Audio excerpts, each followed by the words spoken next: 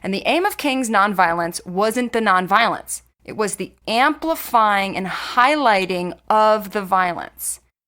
Some people aren't going to like you. I remember thinking like, yeah, I'm definitely not going to stand up in front of an audience and be like, I command you to whatever.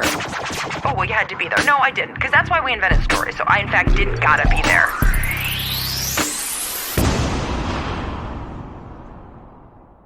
What's up, rhetoric nerds? Welcome back to Rhetorically Speaking, a podcast committed to banishing banality, one speech at a time. I am your hostess with the mostess, rhetoric professor Lee Pierce, she/they pronouns, loather of cliches, and lover of a good old finger to the man, take to the streets, protest with a capital P, not to be confused with the recent protests at the Capitol with an O. Yes, I did call them protests. We will get into that later. But just hang with me. I promise that I have a very good reason. I love a lot of things about rhetoric. I love studying it. I love going out and doing it. But protest rhetoric is definitely among my faves. And if there's one thing that I have noticed from studying dozens of protests throughout history, both past and present, is that speech is important in changing the dynamics of power. But it's not more important than violence. Violence and speech. Those are the engines of change. And money, but the oppressed never have any money. That's why they need violence and speech, because those are open access resources, right? They're the only thing they've got available. French Revolution, bloody. Haitian Revolution, so bloody. Let's see, end of apartheid. Nelson Mandela won the Nobel Peace Prize for, basically using speech to fight for justice, but that was after a lot of bloody. Voting rights for black men in 1870. Well, that was 5 years after the Civil War, so you tell me. Also, voting rights on paper, not necessarily voting rights in practice. So we want to think about how successful the protest is. 1920, voting rights for women. Not very bloody at all. That's probably because it was a giant red herring so that states could continue to effectively block non-white men and women from voting. Also, can you imagine how much hypocrisy would be required at that time to forcibly detain and brutalize women in public?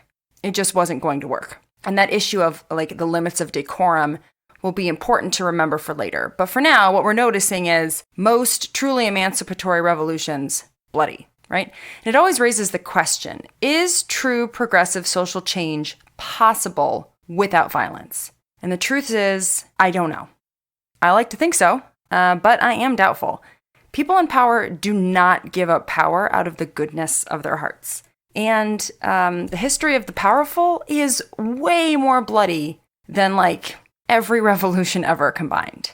Which is why it really butters my muffins when the first thing people say about civil rights protests, when they get a little violent, and by historical standards, we're talking a little in the contemporary context, is, quote, remember that Dr. Martin Luther King preached nonviolence, everyone, and we want to honor Dr. King's memory. And remember, again, the protests at the Capitol were not civil rights protests, so let's bracket those for a moment. I saw so many white conservatives post MLK quotes about nonviolence during the summer Black Lives Matter protests that I thought for a second it might be Black History Month. But I was mistaken. It was just the year-long holiday of oppressive cliches. And this is one cliche that needs rectifying. So between the shit that went down at the Capitol last week and it being Dr. King's holiday on January 18th, I figured about as good a time as any to not necessarily set the record straight, but maybe just return us to some nuance. Now you may be saying, but the Black Lives Matter protests were never violent. That was all Antifa. But here's the thing. I don't care. Because nonviolence is not, in and of itself, a virtue. Now, obviously, we want to know as much as possible when and where the violence is coming from, especially if the violence is manufactured. But also 7 months and 23-ish people killed, that includes officers, many the result of trampling and not individual targeting. Compare that to Black men and women killed by systemic violence over the course of 7 months. By historical standards, that is insanely moderate. Whereas in the Capitol, I think something like 3 people, including an officer, were killed in an hour. So, do the math there. Judicious violence is the virtue. That's the point of the episode. None of the violence at the Capitol was judicious.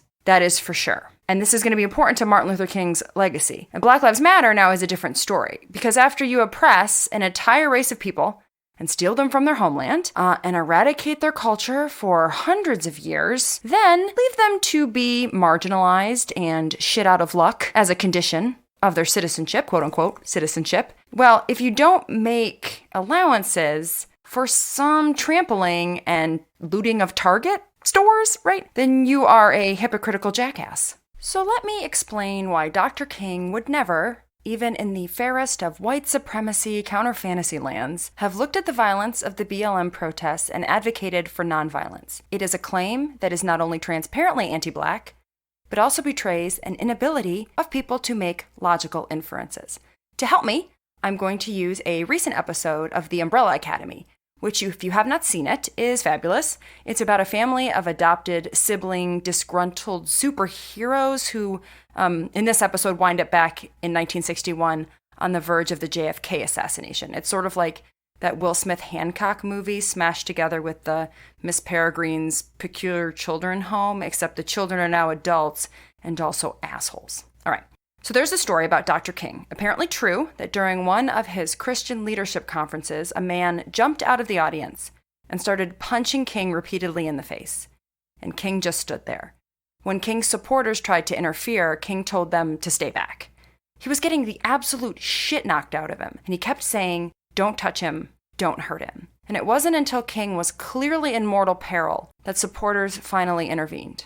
Now, people love to cite this story as evidence of King's absolutely Christian-bound moral commitment to nonviolence. The takeaway message that we get is King championed nonviolence above all else, because violence is just, anti-Christian, it's immoral. It gets equated with turn the other cheek from the Bible. I think it's from Matthew, where Jesus teaches, if violence is being done to you, you should just turn the other cheek, because violence is the ultimate wrong. Now, King did provide some evidence for people to think that. Some evidence, as in less evidence than supports other interpretations.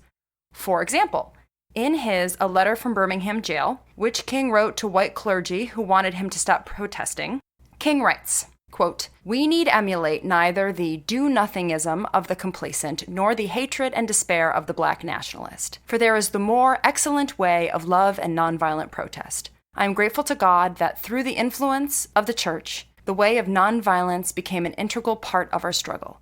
If this philosophy had not emerged, by now many streets of the South would, I am convinced, be flowing with blood." End quote. If that's your only quote, and for a lot of people on social media, it is, then it looks like King is simply committed to anti-violence for the sake of anti-violence. Quote, remember that line, right? The more excellent way of love and nonviolent protest. But let's look at the very next line from the letter, in which King writes, quote, "And I am further convinced that if our white brothers dismiss as rabble-rousers and outside agitators those of us who employ nonviolent direct action, and if they refuse to support our nonviolent efforts, millions will, out of frustration and despair, seek solace and security in Black nationalist ideologies, a development that would inevitably lead to a frightening racial nightmare." Now, you can disagree with King's thoughts on Black militantism, that's fine, but you have to admit that the two quotes taken together look a little, right, they make things look a little different, because King's commitment to nonviolence doesn't just stem from some, Christian moral good. It's a political reality in which white people were just looking for Black people to do anything that could get them squashed by police. And in 1961, that was basically anything. Not that the standards are that much higher now, getting suffocated for trying to spend $20 of counterfeit money, or, being asleep in the wrong house. But in 1961, it was literally anything. And King was worried about what would happen if there was that much suppression. Now, BLM opponents who espouse nonviolence as King's ultimate goal always leave out the second part of the passage. They focus on the excellent way of love and nonviolent protest, because that shit is great for white people, right? Do hundreds of years of violence, the most abhorrent kinds of systemic violence, keep going, don't help anybody, but then don't deal with any of the fallout because, well, the greatest good is being nonviolent, right? It's a genius tautology. And the ability to credit King makes it not only legitimate, but like downright fucking emancipatory. Except that it totally ignores the context in which King preached nonviolence. King preached nonviolence in the face of violence, not nonviolence as an absolute good. And he wasn't talking about like looting a target, right? I mean, think about it. Here's Dr. King about to be beaten to death.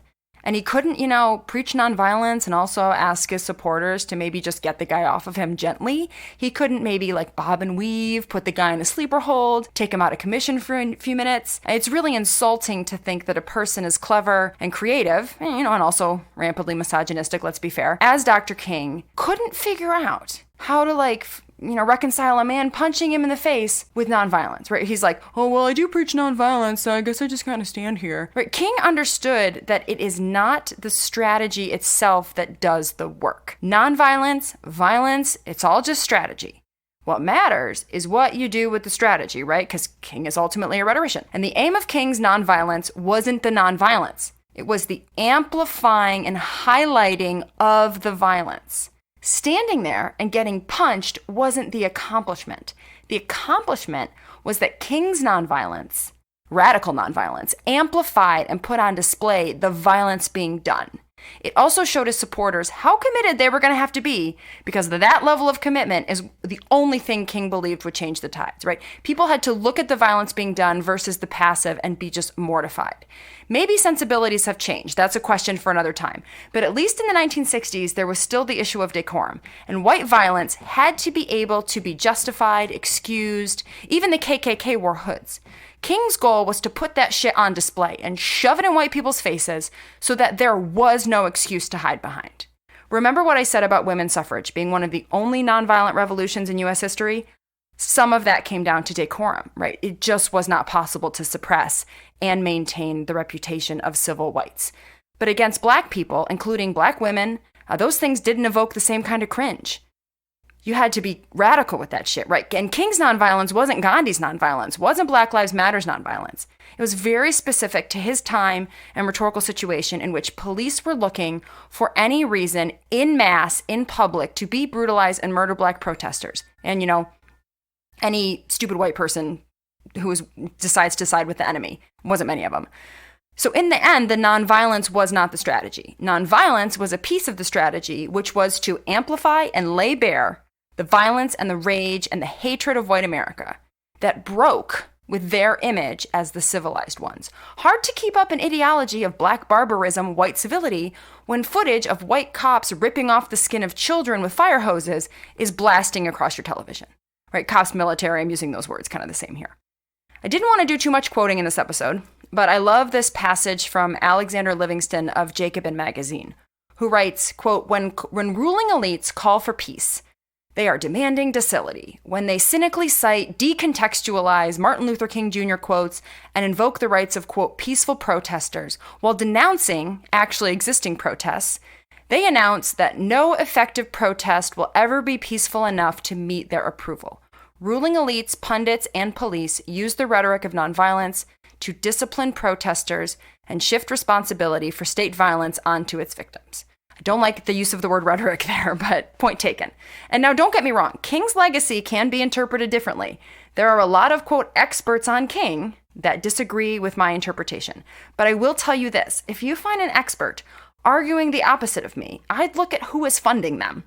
No doubt, I am as bleeding heart social liberal as they come, but I'm a rhetorician first, and nobody who really understands rhetoric could read King as a champion of absolute nonviolence, absolutely.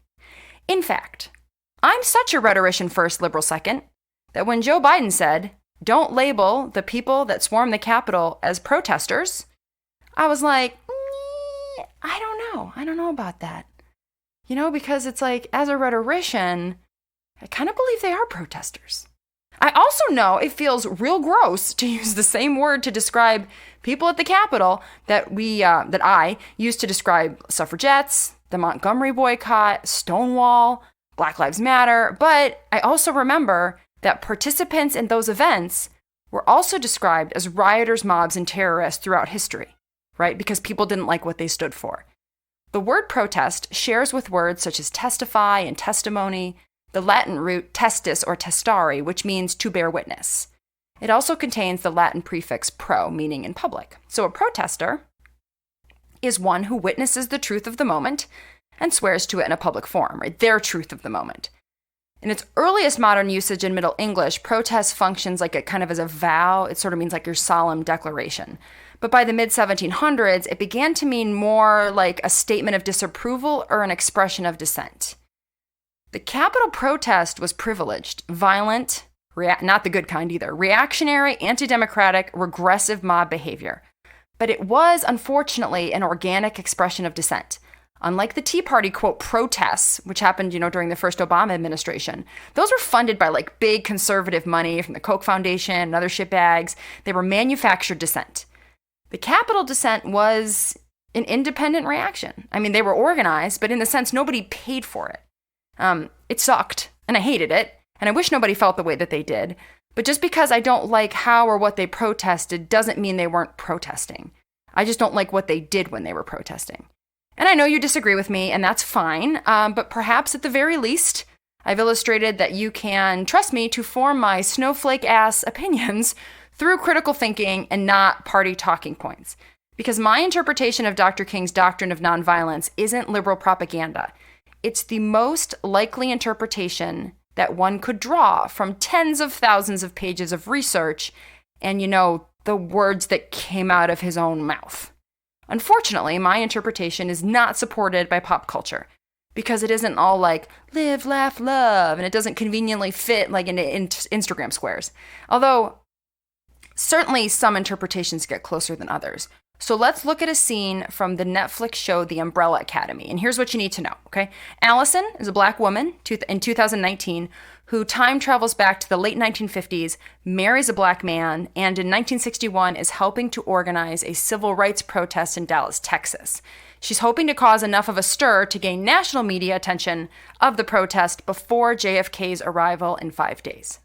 All right, quiet down now, everyone. Quiet down. Thank you. All right, now look, I can appreciate that everyone has concerns about this. And the truth is, we can go back and forth on it all night. But we have to act. And the time is now. Where are we gonna do it? Statler's? On Commerce? Okay, look. If we start the sit-in on Sunday, which is 5 days before the president's visit, we should attract national media attention. But it has to be the right kind of attention. I agree. Look, there's no room for error here. There is no room for images on the TV of violence, aggression, or even disrespect. No matter what they do to us, we have one rule: honor and dignity at all times. Now, look, these details cannot leave this room until we have finalized our plan, all right?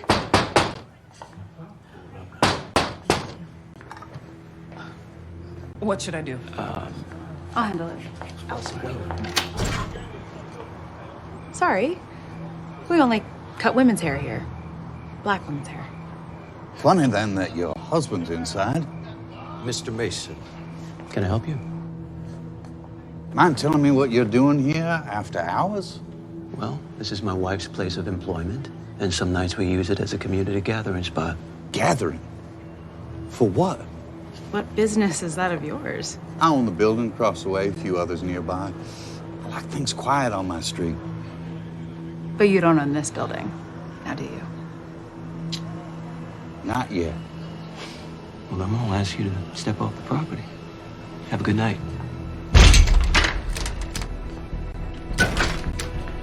Did you just deliberately shut this door on my foot, boy? That's assault.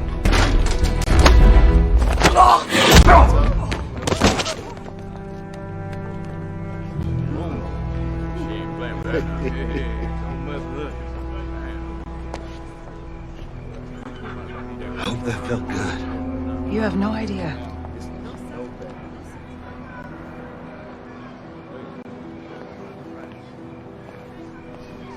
Just So much for honor and dignity. Him first. Y'all can go on about your business now. Take note of what Allison's husband says. The protest has to be perfect. There is no room for error, no violence, not even any disrespect. No matter what they do to us, honor and dignity at all times. It's easy to think this is just more, well, we have to be the better people, like, generic dogma. But then the white landlord comes to the door, and just to stir up some shit, purposefully shoves his foot in the door as Allison's husband is closing it. Now, because of the way the laws worked, Allison's husband has now committed assault. Remember the husband's warning, no matter what they do to us. His advice was not about turning the other cheek. In fact, kudos to the show for not capitalizing on this watered-down nonviolence myth of MLK, because the point isn't nonviolence. It is nonviolence to amplify and draw attention to disproportionate violence. But that only works if you live in an age in which violence is a way of life against you, in public, mass in public. And that's where Allison comes in. She grew up in the 2000s. Now, no one is saying that Black people aren't targets of violence in 2019. They are, for sure. But the way in which institutional violence manifests itself has changed over 60 years.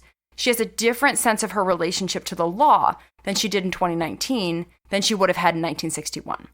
So when the white landowner sets them up and goes to swing on Allison's husband, she swings right back. Because in her brain, and let's also keep in mind that in 2019, she's also like a rich celebrity, she will have at least some guarantee of due process under the law. But her husband's brain in 1961 knows that any provocation of violence, righteous or justified or otherwise, by a Black man will end the fight before it begins. So when he says to her, "So much for honor and dignity," he's not criticizing her violence. He's concerned because she's not demonstrating the principle of nonviolence as a means of provoking disproportionate violence from white hegemony, which is what they need to win the fight. Allison's husband can't understand Allison's behavior, just as King could never have looked at the BLM protests and espoused a doctrine of ultimate nonviolence. And the reason is simple. King couldn't have imagined a world in which Black protesters could have even gotten that far without being brutally repressed.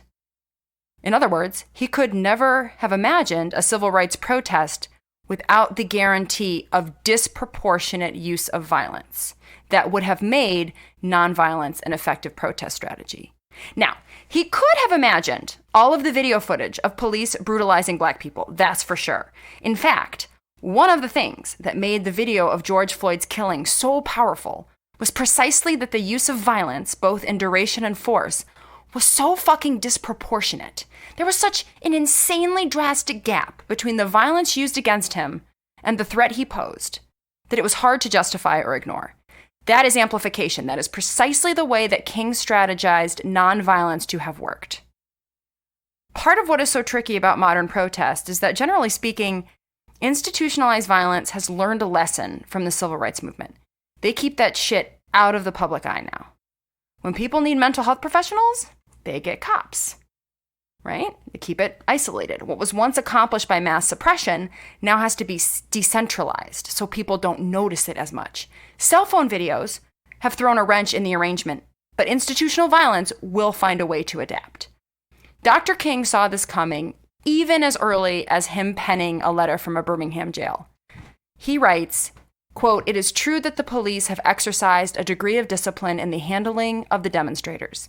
In this sense, they have conducted themselves rather nonviolently, in quotes, in public. But for what purpose? To preserve the evil system of segregation. Over the past few years, I have consistently preached that nonviolence demands that the means we must use be as pure as the ends we seek. I have tried to make clear that it is wrong to use immoral means to attain moral ends. But now I must affirm that it is just as wrong, or perhaps even more so, to use moral means to preserve immoral ends." Curious how nobody ever cites that line. It is just as wrong, or perhaps even more so, to use moral means to preserve immoral ends. Now that state-sponsored violence, for the most part, has dispersed to oppress on a micro level rather than brutally on display in public streets, calls for nonviolence on social media have become a moral means to preserve immoral ends. All right, that's all I got. Happy Martin Luther King Jr. Day, everyone. Fight the power. Thank you so much for being an ally in the fight against cliches. Look for new episodes of Rhetorically Speaking dropping every other Tuesday. And help other rhetoric nerds find the show with a shout out on social media, or, good old word of mouth.